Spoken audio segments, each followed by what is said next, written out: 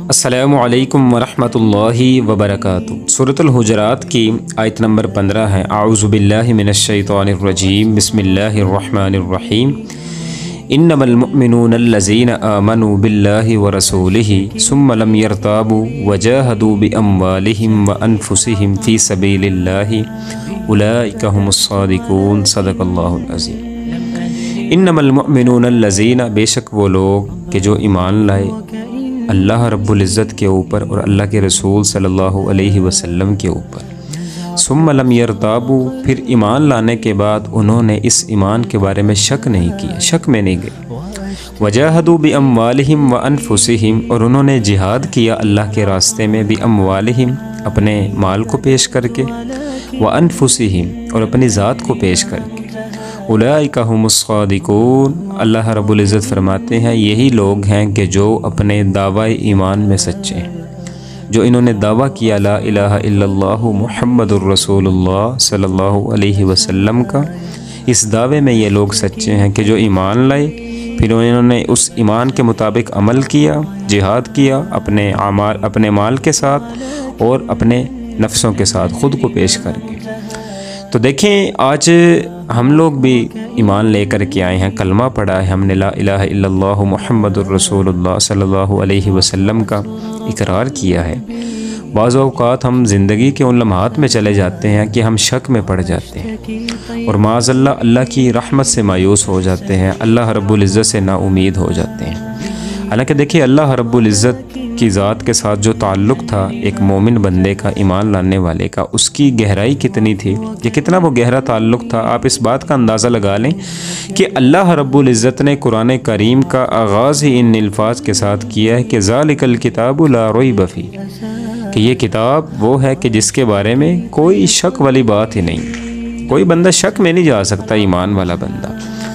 تو آج ایک مسلمان اپنی زندگی کی تھوڑی سی ان پریشانیوں میں، مصیبتوں میں،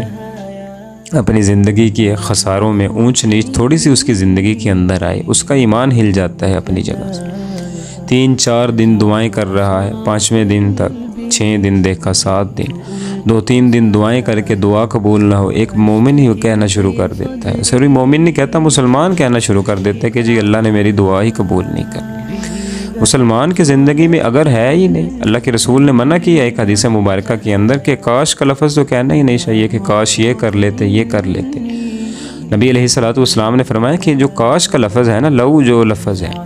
یہ شیطان کی گرہ کو کھول دیتا ہے، شیطان کی طرف ایک بندہ نکل پڑتا ہے جب وہ کاش کہنا شروع کر دیتا ہے کہ کاش میں یوں کر لیتا، یوں کر لیتا۔ ایک مومن تو یہی کہتا ہے کہ انشاءاللہ اللہ رب العزت میرے ساتھ بہتر کریں گے، یقین ہوتا ہے اسے، امید نہیں ہوتی، یقین ہوتا ہے اللہ رب العزت کی ذات کے اوپر، کیونکہ امیدیں لوگوں سے لگائی جاتی ہیں، اللہ سے امید نہیں، اللہ کے اوپر یقین ہوتا ہے، کامل یقین ہوتا ہے کہ میرا اللہ سنبھال لے گا میرے ہر معاملے کو۔ تو اللہ رب العزت نے اس آیت مبارکہ کے اندر بھی یہی بات کی ہے کہ ایک بندہ جو ایمان لے کر کے آیا ہے نا، جس کو یقین ہے اللہ کی ذات کے اوپر، جس کا پختہ ایمان ہے،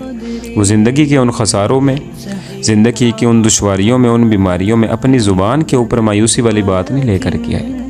اگر اس کی بے بسی نکلے گی، اس کی آنکھوں سے آنسو بھی نکلیں گے نا، تو اللہ کے سامنے نکلیں گے، سجدے میں نکلیں گے، کسی مخلوق کے سامنے نہیں نکل سکتے۔ اتنا ایمان ہوگا اسے اللہ کی ذات کے اوپر، اتنا یقین ہوگا اسے اللہ رب العزت کی ذات کے اوپر، اتنا یقین ہوگا اسے اللہ کی محبت کے اوپر،